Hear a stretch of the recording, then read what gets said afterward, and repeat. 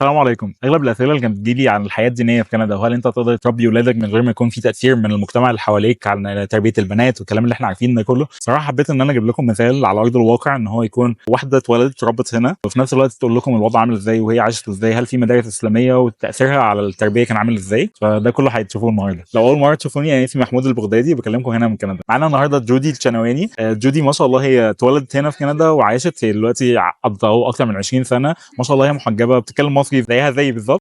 هديكوا فكره عن كل حاجه، الحياه الاسلاميه عامله هنا ازاي، وهل تربيه البنات فعلا صعبه زي ما بيقولوا، ولا هل هي دوبل ان انت تربي بنتك هنا وتطلع متمسكه بالدين الاسلامي وما عندهاش اي مشكله مع المجتمع اللي حواليها كمان.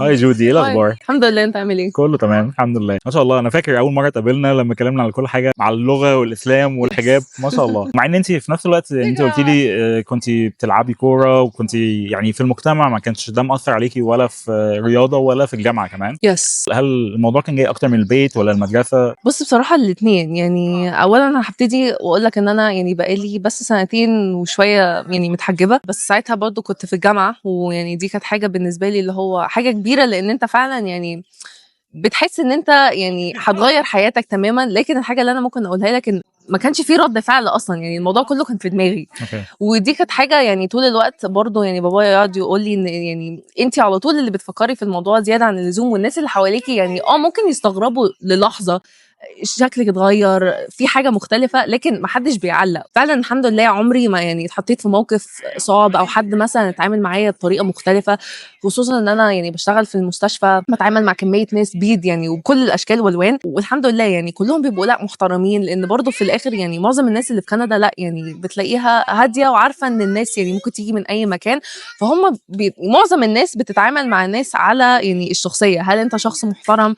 if they respect you at the end of the day هم لا هيبقى الموضوع تمام. بس انا يعني growing up كنت يعني بلعب كوره like competitive leagues، برضو لعبت فوليبول في الهاي سكول كده. كان معظم الوقت كنت مثلا المسلمه الوحيده ماشي، ما كنتش متحجبه، بس برضو في حاجات مثلا ما بنلبسش زيهم. يعني مثلا لو اليونيفورم شورت او حاجه كده مش هتلبس كده، هتلبس حاجه تحتيها، لا هتلبس بنطلون. وما فانت كانش طول هم الوقت بيبقى عندهم مشكله ان انت تعملي حاجه زي دي، بالظبط، لا بيسيبوكي براحتك كل كمان. واحد يعني براحته. ساعات مثلا ممكن يبقى عندهم اسئله، ممكن يبقى في حاجات هم مش فاهمينها. اخويا مثلا كان بيلعب هوكي، كان البارتيز كلها كان في شرب وكان في حاجات، فاحنا كنا بنشرح لهم لو مثلا هنعزمهم يا جماعه ما حدش يجيب لو سمحتوا يعني اي خمره اي حاجه كده، والناس فعلا يعني بتفهم. تتقبل. بالظبط، يعني ما في عندهم ممكن يسالوه يعني اسئله، طب ليه وازاي، طب انتوا مش مستغربين الموضوع. فانت مجرد ان انت بتشرح لهم لا يعني هم بالعكس يعني بيسالوا اكتر، بيبتدوا يفهموا الموضوع اكتر.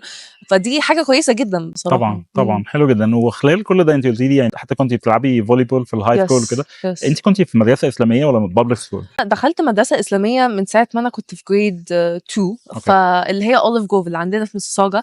ودي بصراحه كانت تجربه كويسه جدا. ليه؟ لان هي بتخلي البيس بتاعك ان انت فاهم ايه الفاليوز بتاعتك وايه المورالز، بحيث ان انت يعني لما تخش بقى المجتمع تبقى فاهم ايه الصح وايه الغلط. لان انا بشوف ان الموضوع ده بيفرق. يعني طبعا المدارس الاسلاميه عشان السوشيال ميديا وكده، انا محمود برضو كنا بنتكلم عن الموضوع ده، بقى كل الولاد بتشوف كل حاجه طول الوقت طبعا. فانت ما عادش مثلا انت الحاجات اللي هتشوفها في المدرسه هي دي اللي هيبقى ليها انفلونس على شخصيتك، على الفاليوز بتاعتك، لان كله في الاخر at the end of the day بيروح وقاعد على الانستجرام على التيك توك على كل الحاجات دي. لكن بتفرق في الصحاب وبتفرق في يعني البيسس بتاعك. لان انت لو مثلا انا قعدت في المدرسه 6 سنين، عارف عمالين يعيدوا ويزيدوا في الحاجات الصح والحاجات الغلط، فانت لما بتطلع بتبقى ليست عندك البيسس اللي هو طب لا انا لو شفت الحاجات دي انا هبعد منها. مثلا كانت الولاد مثلا اللي بتشرب سجاير او بتعمل مخدرات مثلا في المدرسه موجوده، بس مش موجوده زي ما الناس بتقعد تحكي عليها، اللي هي مش ده العادي، مش في كل حته. بقينا عارفين الصح والغلط، وفي الاخر احنا في الاخر اللي هنحدد. وانت ان انت بقيت ماتيور انت تقدر تحدد ساعتها. بالظبط. فانت عايز تدي يعني للولاد هم الفاونديشن، بحيث ان هم يعني يقدروا يعملوا اختياراتهم بنفسهم وياخدوا يعني الاختيار الصح في الاخر. ده اللي انت يعني عايز تتمناه لاي حد. قعدت 6 سنين في المدرسه دي، وبعدين دخلت بابليك سكول في الهاي سكول، وطبعا الجامعه يعني بابليك، ما عندناش احنا برايفت يونيفرسيتيز. موضوع بقى البوي فريند والجيرل فريند والكلام ده، فالحاجات دي طبعا موجوده، وهتلاقي برضو ناس مثلا متخرجه معايا وبرضو دخلوا في السكه دي. بس انت في الاخر يعني، ودي كانت حاجه اهلي طول الوقت يعني يقعدوا يعيدوا ويزيدوا فيها، ان انت اصحابك هيبقوا اهم حاجه في الموضوع ده طبعا. ان انت يعني لو صحابك كويسين، ومثلا الحاجات الانشطه اللي هم شغالين فيها برضو حاجات كويسه، والمجتمع اللي هم فيه برضو كويس، فانت هتبقى تمام. انما لو انت اخترت الصحاب الغلط، فانت ساعتها بيودوك في يعني الطريق ممكن الغلط. بالظبط اتوقع الاهل بالظبط. عليهم دور كبير، يعني المدرسه بتحط البيزك ولكن انت بتقضي وقت في المدرسه وفي الاخر بتروحي البيت، لو انت شايفه باباكي ومامتك بيصلوا وهم متمسكين بالدين فده برضه بيبقى له تاثير كبير. فانت لو عايز تعمل حاجه زي كده مش الموضوع هيبقى مجرد ان انت بتودي اولادك مثلا مدارس اسلاميه وخلاص، الموضوع بالظبط. مش هيقف عند المرحله دي. اتوقع يعني في مدارس كمان انا عارف ان هي بتبقى يوم السبت والحد اللي هو في الويكند بحيث ان هم يتعلموا قران وكده، ده جزء في ناس بتلجأ له، في ناس ثانيه بتلجأ ان هو لا طول ما هو شايفني في البيت شايفني بصلي شايفني بعمل الحاجات الصح، فانت كل ده بتحاول بتحوطه من كل ناحيه بتزرع فيه الاسس الصح بتاعتنا الاسس الاسلاميه، فانت في الاخر هتعرفوا الصح والغلط وهيطلع في الاخر المجتمع مش هتقدر تكنترول بعد كده نوعا ما. انت يعني زي ما اهلك مثلا عملوا ما شاء الله ان هم بيحاولوا يحوطوكي نوعا ما بصحاب كويسين لان هم دول اللي بتقضي معاهم وقت اكبر في المستقبل. بالظبط هم في الاخر يعني عارف اللي هو عمرهم ما قالوا يعني لا مش هتعملي كذا ولا هتعملي كذا، بالعكس هم حاولوا على قد ما يقدروا يحطونا في يعني كميه اكتيفيتيز وحاجات، واعتقد ان ده فرق جدا لان انا يعني عمري مثلا ما حسيت ان انا لا طب انا مش هعمل كذا كذا كذا عشان انا مسلمه يعني لا احنا هنعمل الحاجات، لكن لو لاقيين ان فيها حاجه غلط خلاص يعني ساعتها هنdraw the boundary وخلاص. لكن مثلا الجيم مثلا يعني دي حاجه بالنسبه لي انا طول عمري بلعب رياضه وكده، فانا اول ما اتحجبت كان بالنسبه لي الموضوع يعني انا يعني من جوه خفت ان انا بتاع، بس فعلا ومحمود برضو شاف يعني الناس كلها لطيفه جدا اللي عنده مثلا. كانت في ناس انا اعرفها من قبل ما اتحجب يعني جم وسالوا ببساطه هو انت يعني اتحجبتي ليه؟ طب الحجاب معناه ايه؟ طب يعني هل في حاجه تانية مختلفه؟ يعني قدرتي تاخدي انت قرار ازاي؟ في برضو واحد قال لي طب انت ما كنتيش بتلبسي وفجاه بقيتي بتلبسي كده. فهي الناس يعني ممكن تستغرب بس هم عايزين يفهموا هم يعني. انا لاحظت حاجه زي دي فعلا، يعني انا مش بقالي فتره كبيره هنا بس الناس ما شاء الله يعني عندهم حته ان هو يسالك مثلا طب انت عملتي كده ليه، فتقولي له مثلا ايه اللي ورا الموضوع ده في ديانتنا، هل احنا الدين بتاعنا بيحثنا على ايه، وايه فكره الحجاب في الاسلام اصلا وان الستات تغطي شعرها وكده، بيقعدوا يستغربوا ونوعا ما بتحس ان هو الناس متقبلين الموضوع وعمره ما بيبقى ضدك مثلا، تحس ان هو ايه ده هو الاسلام بيعمل فيك خالص، تلاقيه بيتقبل الموضوع بكل احترام لان هو في الاخر فاهم ان دي ديانه تانية وفاهم ان انت عندك الاسس بتاعتك وعندك البيزكس دي، فانت بيحترمها بشكل كبير جدا. دي حاجه صراحه حلوه قوي انا بحبها هنا. ما هي يعني بالعكس ان انا ساعات لما بنزل مصر ودي حاجه انا وصحابي بنتكلم عليها، يعني هنا كل واحد انت عندك الاختيار ان انت تتصرف بطريقه ان انت عايزها ومحدش هيقعد يبص لك باصل انت يعني متدين فانت كده تبقى يعني اقل مثلا او انت مش هو كل واحد حر يعمل اللي هو عايزه. لكن برضو احنا بنحس انها بتفرق. يعني انا كان عندي صحاب برضو جايين كانترناشونال ستودنتس للجامعه وقالوا لا بالعكس هم حاسين ان الناس اللي عايشه هنا بتبقى متمسكه بالدين اكتر لان انت مضطر، لان انت يعني مجتمع مش كده فانت لازم تحافظ على الدين وكده ولازم تاخد خطوات اكسترا. بالظبط طبعا. versus انت لما بتبقى عايش في مصر او في اي يعني بلد من البلاد العربيه انت يعني معتبر ان معظم الناس طب زيي فاحنا كله بقى زي بعض، فما فيش نفس البوش ان انت لا تحافظ وتروح الجوامع مثلا تعمل حلقات كده الحاجات دي. صح. انا بحس الموضوع ده هنا اكتر، حتى لما بروح صلاه الجمعه ما شاء الله بحس ان الجامع زحمه اكتر من الجامع مثلا في مصر ولا حتى انا كنت في السعوديه، فما شاء الله يعني صراحه بحس الناس متمسكين فعلا بالدين اكتر. للاسف الوضع دلوقتي في الدول العربيه ما بقاش زي الاول المفروض ان هي دول اسلاميه اكتر، ولكن على ارض الواقع لا الواحد يشوف يعني حاجات بتحصل في الهاي سكول وفي الجامعات في مصر اكتر بكتير من اللي بتحصل هنا. دي بصراحه الحاجه الواحد مستغربها، ولكن يعني الحمد لله الواحد بيحاول نوعا ما يحافظ على الدين بتاعه سواء هو في مصر ولا في كندا.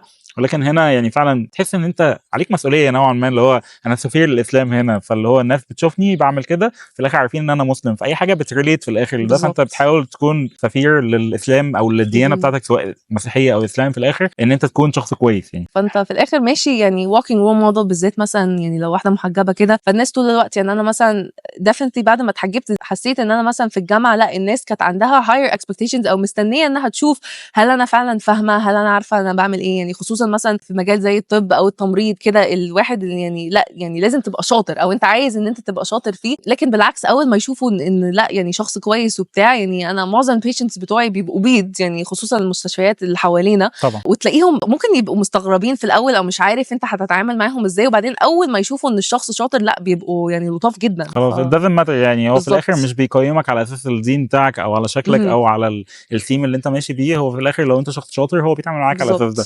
هم هنا عندهم تقبل بما ان في دايفرسيتي كبيره فعلا هم عندهم تقبل للناس بشكل كبير. هل شايفه في فرق ما بين التربيه للولاد والبنات؟ يعني عارف انت عندك اخ ولد يعني اكيد يعني المشاكل اللي مثلا البنت هتقع فيها هتختلف عن المشاكل اللي الولد يعني هيقع فيها، بس برضو حاجه انا يعني بقولها وبتكلم معاها يعني مع اهلي، ان الشخصيه برضو بتفرق جدا طبعا. يعني انا مثلا انا واخويا لكن احنا برضو في فرق في الشخصيه رهيب. وبعدين برضو يعني انا صحابي مختلفين عن صحابه، الاكتيفيتيز اللي احنا بنعمله يعني هو مثلا كان بيلعب هوكي فيرسز انا كنت بلعب كوره، ممكن تلاقي عرب اكتر، انما الهوكي لا معظمهم بيض هم اللي بيلعبوا. صح. فالانفايرمنت برضو بتختلف طبعا. فكل الحاجات دي بتفرق. حاجه اللي انا بقولها ان it's not a one size fits all approach، انت لازم تبقى فعلا يعني فاهم ولادك عاملين ازاي، صحابهم عاملين ازاي، برضو الدنيا الحاجات اللي هم بيحبوها ايه، الاكتيفيتيز اللي هم بيتشدوا ليها، كل الحاجات دي عشان هتفرق دي في الاخر هتفرق وهتاثر في الاخر على ان هي هتجرو في الشخصيه بتاعته. طبعا. at the end of the day like هل انت شايفه ان هو في حد يقدر يربي دلوقتي ولاده ويبقى عنده مثلا بنت وكده الناس بتبقى متخوفه ان هي تيجي،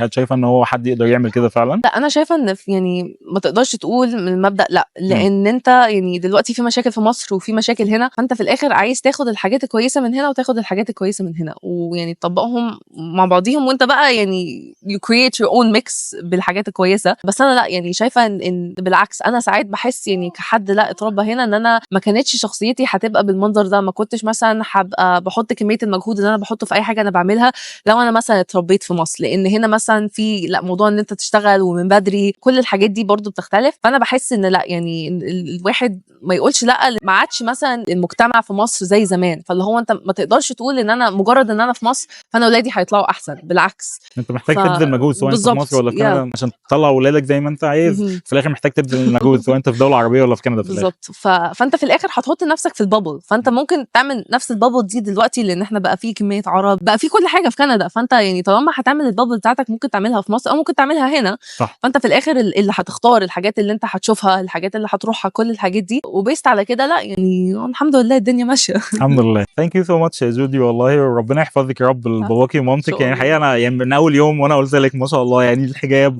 والكلام والكلام ده، حتى لو ما كنتش محجبه بس في الاخر الفكر فعلا باين ان هو يعني التعب في الموضوع مش بس كان مجرد مدرسه اسلاميه ولا مدرسه يوم السبت والحد وخلاص، لا اللي هو البيت، المجتمع اللي حواليها، اصحابها، الكوميونتي والانفايرمنت اللي حواليها، دول كلهم بيأثروا على ان انت تربي بنت فعلا هنا. ما شاء الله عليكي والله. ثانك يو على النهارده. حابين تسالونا اي حاجه ليها علاقه بالتربيه برضو كده اسالوا في الكومنتس وان شاء الله نجاوبكم على كل حاجه. ثانك يو. السلام عليكم.